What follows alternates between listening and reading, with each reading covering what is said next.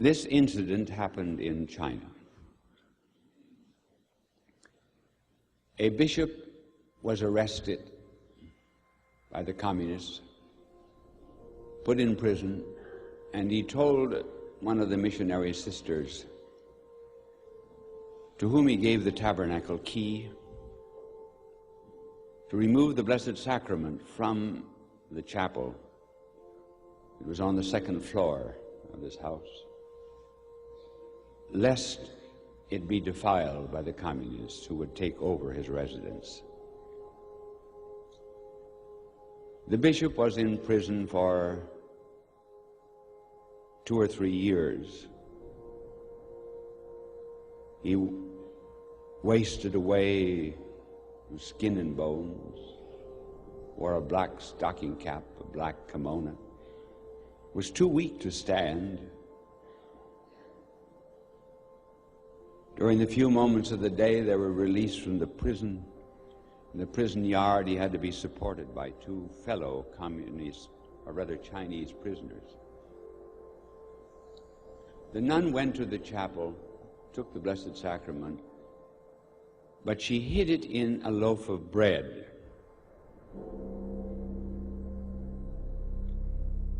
And as she closed the door of the chapel and was about to come down, a communist colonel came up the stairs and said, "I'm taking over this house. I have the key to the chapel." He tried to open the door and it would not open.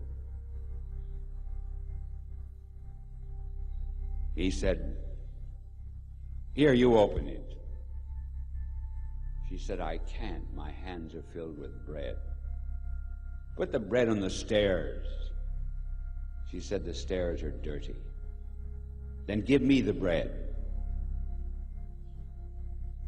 She said she reached him the Blessed Sacrament hidden in the bread with such reverence and fear that he laid hold of the loaf as if it might have been a baby. But he cocked a gun in case she should turn on him. And then he gave back the Blessed Sacrament. The nun was later on put in prison, beaten with rods, and underwent a kind of a bloody sweat from the terrific agony. Finally came the death march, and the bishop was put out in the march between 2 fellow Chinese prisoners. The communist colonel took a sack that was loaded with perhaps stones, weighed about 20 or 30 pounds, and tied it on the bishop's back, and then tied the rope in such a fashion that the weight would tighten the rope and he would eventually be choked to death in the march. But the communists would not kill anyone. The sister who told me this story was back in the line of march, and she saw the communist colonel tie this bag around his neck, and she broke the line of march, and she said, "Don't do that. Look at the man." It was a kind of an H.A. homo. The communist colonel looked at her and then to the face of the bishop and seemed to see pain for the first time in his life. And he called her a dog and told her to get back in line. She watched the weaving of the prisoners as they made their death march.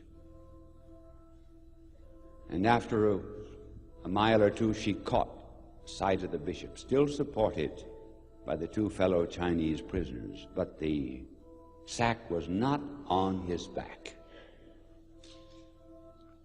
It was on the back of the communist colonel. I said, "Why did the communist colonel take it off his back, off the bishop's back?" And she said, "Because he once carried the Blessed Sacrament." The last we know of that communist colonel is that he was put in prison for helping the bishop. The bishop died on the death march. The sister today is still bearing the effects of it. And this bishop in prison she told me, used to read Mass. He was the only one in prison who was ever given wine. Not through any act of charity on the part of the communists. This was just divine providence making it possible for him to say Mass. And she said no Mass in the Gothic cathedral, surrounded by all the pomp of liturgy, could ever equal the beauty of this frail bishop, full of prison vermin and sores, leaning up against a wall with a tin tray and loaf of bread and a small glass of rice wine, moving his fingers over the tin tray and then pronouncing the words of consecration, and during the day secretly giving communion to prisoners who would pronounce the right word, the code word, which was the same code word in the early church, fish. Why fish? Well, the Greek word for fish is ichthus. And in our letters, I-X-T-H-U-S, ichthus. And in the early church, the I stood for Jesus, the X for Christus, the Theou of God, U for we are Son, S for Sator, Savior, Jesus Christ, Son of God, Savior of the world. Then I could tell you, too, of the way that Mass was read at Dachau under the threat of the Nazis, and how priests underwent every kind of torture to make it possible to offer the holy sacrifice of the Mass. You're really assisting at Calvary. Realize its meaning.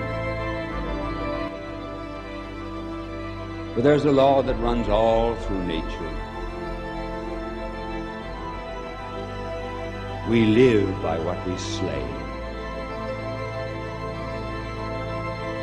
Food that we have torn up from the earth. The animals that have been butchered. We live by what we slay. This is my body. This is my blood.